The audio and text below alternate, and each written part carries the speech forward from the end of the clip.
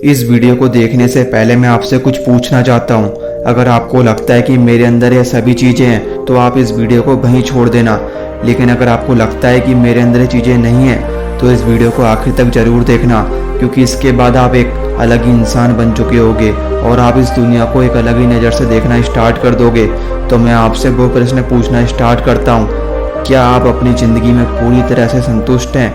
क्या आपका मन शांत रहता है? क्या आपने जो सोचा है उस लक्ष्य की तरफ आप पूरी तरह मेहनत करते हो? क्या आपको चिंता होती है अपने भविष्य को लेकर? क्या आपके मन में सब कुछ चलता है? तो आपको ये वीडियो ज़रूर देखना चाहिए, क्योंकि यह वीडियो आपकी ज़िंदगी को पूरी तरह से बदल सकता है। अगर आपको लगता है कि मेरी ज़िंदगी में तो ऐसी कोई परेशानी नहीं है तो आप इस वीडियो को छोड़कर अभी जा सकते हो। लेकिन अगर थोड़ा सा भी शक है तो इस वीडियो को पूरा देख कर ही जाना। यह कहानी जो मैं आपको बताने जा रहा हूँ आपको ज़रूर सुननी चाहिए। शायद ये कहानी आपको वापस से उस रास्ते पर ले जाए जिससे आप पूरी तरह से भटक चुके हो। जो मैं समझाना चाहता हूँ ये कहानी उस चीज़ के लिए बिल्कुल ठीक है। एक बार एक मूर्ख व्यक्ति एक बहुत ज़्यादा ज्ञानी व्यक्ति के पास जाता है और उस ज्ञानी व्यक्ति से जाकर बोलता है कि आप तो बहुत ज़्यादा ज्ञानी हो, यहाँ आसपास और दूर दूर तक आपसे ज़्यादा ज्ञानी कोई है ही नहीं। उस मूर्ख व्यक्ति के मुंह से ऐसी बात को सुनकर ज्ञानी व्यक्ति उस मूर्ख व्यक्ति से कहते हैं कि मैं ज्ञानी इसीलिए नहीं हूँ क्योंकि सभी मुझे ज्ञानी समझते हैं, बल्कि मैं ज्ञानी इसलिए हूँ क्योंकि मैं अपने आप को अच्छी तरह से जानता हूँ। मैं जानता हूँ कि मैं इस दुनिया का सबसे बड़ा मूर्ख हूँ। मैं जानता हूँ कि मुझसे बड़ा इस दुनिया में कोई मूर्ख है ही नहीं। ज्ञानी व्यक्ति के मुंह से ऐसी बात को सुनकर वो मूर्ख व्यक्ति चौंक जाता है और उन ज्ञानी व्यक्ति से बोलता है, मुझे कुछ समझ नहीं आ रहा कि आप बोलना क्या चाहते हो। वो मूर्ख व्यक्ति पूछता है कि आप मुझे समझा सकते हो कि क्या अंतर होता है ज्ञानी व्यक्ति में और मूर्ख व्यक्ति में? ऐसा सुनकर वो ज्ञानी व्यक्ति बोलता है कि मैं आपको बता सकता हूँ और इस बात को समझाना बहुत आसान है। अब जो मैं बोलूँगा उसको बहुत ध्यान से सुनना। इस दुनिया में 3 तरह के लोग होते हैं। पहले वो लोग जो अपने आप को बहुत ज़्यादा ज्ञानी समझते हैं लेकिन वो होते मूर्ख हैं। इस दुनिया में दूसरे तरह के वो लोग होते हैं जो खुद को मूर्ख समझते हैं। वो यह समझते हैं कि मुझे अभी कुछ नहीं आता, लेकिन इस दुनिया के लोग इन्हें ज्ञानी समझते हैं। इस दुनिया में तीसरे तरह के वो लोग होते हैं जिनको खुद पता ही नहीं होता कि वो क्या है। वो कभी खुद को ज्ञानी समझते हैं तो कभी खुद को अज्ञानी समझते हैं। ऐसा सुनकर वो मूर्ख व्यक्ति ज्ञानी व्यक्ति से बोलता है कि आप तो परम ज्ञानी हैं, आप अपने आप को मूर्ख कहते हैं, यह तो आपका बड़प्पन है। वो मूर्ख व्यक्ति उस ज्ञानी व्यक्ति से बोलता है कि मैं बहुत अच्छे से समझता हूँ, मैं बहुत अच्छे से जानता हूँ कि आपके अंदर तो ज्ञान का पूरा भंडार है। ऐसा बोलने के बाद वो मूर्ख व्यक्ति कहता है कि क्या मैं आपसे एक और प्रश्न पूछ सकता हूँ? कि पूछो, मैं आपके प्रश्न का जवाब देने की जरूर कोशिश करूँगा।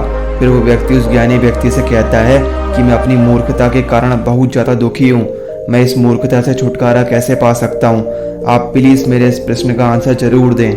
उस मूर्ख व्यक्ति के मुंह से ऐसी बात को सुनकर वो ज्ञानी व्यक्ति बोलता है कि आप यह क्या कह रहे हो? एक मूर्ख व्यक्ति, वो भी दुखी, यह तो हो ही नहीं सकता। देखो, जो मूर्ख होता है वो कभी दुखी नहीं हो सकता, क्योंकि मूर्ख कभी भी दुखी होते ही नहीं है। वो हमारा आधा अधूरा ज्ञान होता है जो हमें दुख का पात्र बनाता है। वो ज्ञानी व्यक्ति बोलते हैं जो इंसान सच में मूर्ख है उसे दुखी करने का कोई उपाय ही नहीं है, और जो व्यक्ति सच में मूर्ख होते हुए भी अपने आप को ज्ञानी समझते हैं उनको सुखी करने का भी कोई उपाय नहीं है। तुमको आज एक बात माननी होगी, इस बात को समझना होगा कि तुम दुखी नहीं हो या तो तुम मूर्ख नहीं हो, क्योंकि मूर्ख कभी भी दुखी नहीं हो सकता। तुम मूर्ख नहीं हो सकते।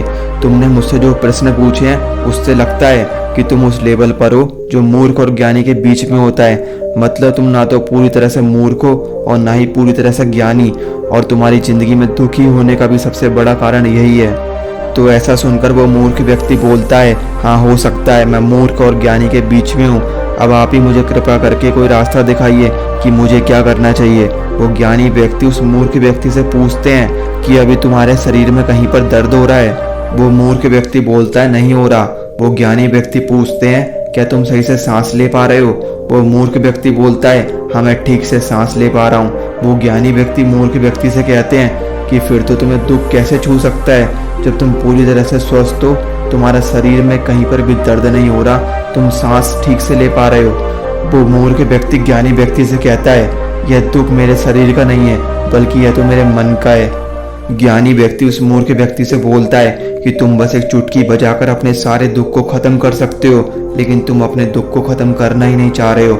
और तुम्हारे दुख का एक बहुत बड़ा हिस्सा तो वो है, मतलब तुम उन चीजों के लिए दुखी हो रहे हो जिसका अस्तित्व भी नहीं है। उदाहरण के लिए तुम्हारी प्रेमिका से बिछड़ना। जब तुम भविष्य को देखोगे तो यही प्रेमिका और यही बिछड़ना हंसी का पात्र बन जाएगा।